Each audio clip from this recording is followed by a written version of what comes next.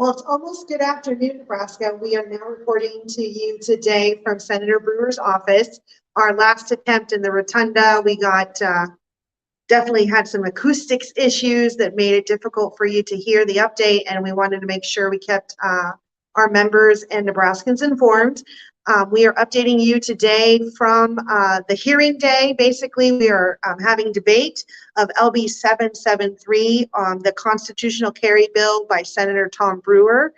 The debate has been incredibly effective. We have been watching senators rise and stand in support of your constitutional rights, making logical and effective arguments, countering the hyperbole and the hype, and basically the misinformation and the misunderstanding that often exists amongst the non-firearm owning community, let alone elected senators who like to rally their troops with misinformation and hyperbole. So we're seeing that combat happen on the floor of the state capitol today. We've had a great turnout. We came in early this morning, had coffee, strategized about our day, meeting with senators, educating their staff about how we support LB 773, and we're filling the balcony above the actual floor while a debate is going on. Senator Brewer has done a fantastic job in planning this strategy. He is melding education as well as constitutional assertions in support of LB 773, and his counterattacks on the hyperbole are going really, really well. Now, we do know that there are senators that we cannot change their minds. That's just a known factor in our elected body, but there are several who are on the fence who have some mild concerns, and our members and advocates are helping them understand where we stand as Nebraskans with regards to this bill and also its constitutionality. So there's been some history lessons being shared. We have, of course, Article 1, Section 1 of the Nebraska Constitution, which has been in effect since the 80s. We had, of course, the Concealed Handgun Permit Act, which actually changed a key portion of our state statutes, making carrying concealed an affirmative defense, meaning you have every right to carry concealed if it's practical, if it makes sense, and you're a law-abiding person and not prohibited.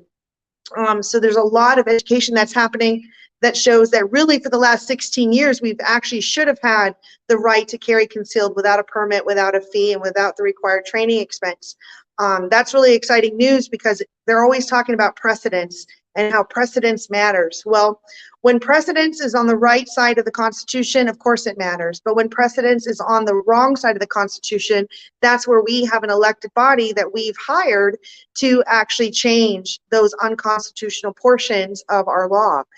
That's a really important fact to share about LB 773, and in fact, it does that.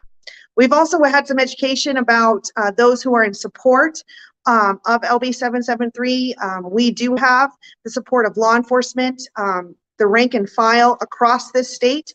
NFOA and other organizations have spent countless hours, hundreds of hours meeting, talking and educating, finding common ground and making this bill a reality. And so even if a police union such as Lincoln's is against LB 773, we've heard directly from them, their arguments are really poorly crafted and full of misinformation. They haven't done a really good job putting their position forward. And so while we respect their right to have an opinion, their opinion is unfounded and poorly crafted. And that has obviously lent its support to our argument that constitutional carry should be a right that's recognized by our state and should be done and made into law. So we're looking forward to the remainder of the day. We're going to be spending the day here until the closing of debate, helping to support LB 773 move across the finish line. We aren't going to have a vote on it until tomorrow morning. That's because there's an 8-hour minimum debate requirement before the first votes can be heard. So we're looking forward to ending the day on a successful note and starting the morning tomorrow with a successful vote so that we can get it to the next stage of debate and have it heard again. We welcome you as Nebraskans, as members of NFOA, to continue the energy and support of LB 773 by picking up the phone, calling your senators today. If your senator did a great job in support of LB 773, reach out to them, let them know what a great job they've done.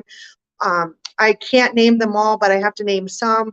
Senator Flood did a fantastic job. Senator Clements did a fantastic job. Senator Bosselman did a fantastic job. Senator Slama did a fantastic job. Who am I missing? Oh, there's so many of them that have spoken already. Yeah, so it's been amazing. We've been posting to our Facebook page certain elements of debate. We hope you can use that to frame your discussion with your senators. So give them a call, shoot them an email, send them your thanks, and continue the fight. We look forward to this, and we are going to win.